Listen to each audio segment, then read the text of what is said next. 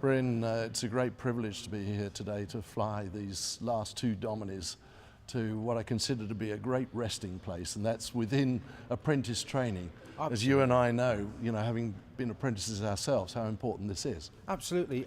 The aircraft themselves are going to be a great training aid, and it's unfortunate that it is their last flight today. However, they will be used to the maximum to expose these apprentices to forward training.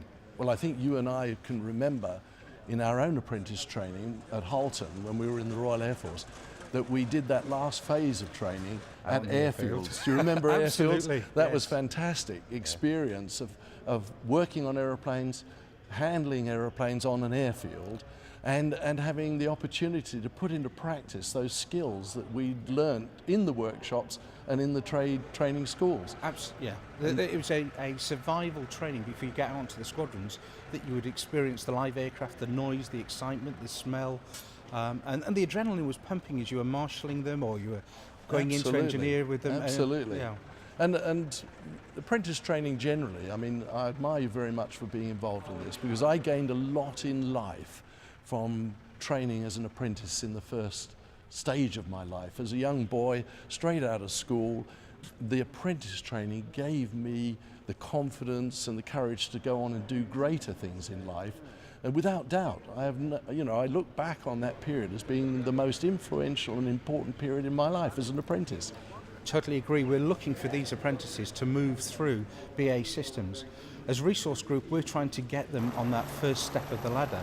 Yeah. So that they can progress up to being a supervisor, to being the maintenance manager, and even progress up into director level of engineering. Leaders of industry, leaders in life, and leaders in the community. That's exactly what happens to an ex-apprentice, in my view. It happened to me, it happened to you, and I'm sure it will happen to these young people as they go through this training. So if these aeroplanes can help them in their training, then that'll be magnificent. Like we experienced, it is the end stage, it's the final piece in the jigsaw before they go out into industry proper. Yeah, absolutely. I'm pleased to be here today and pleased to be doing this for you.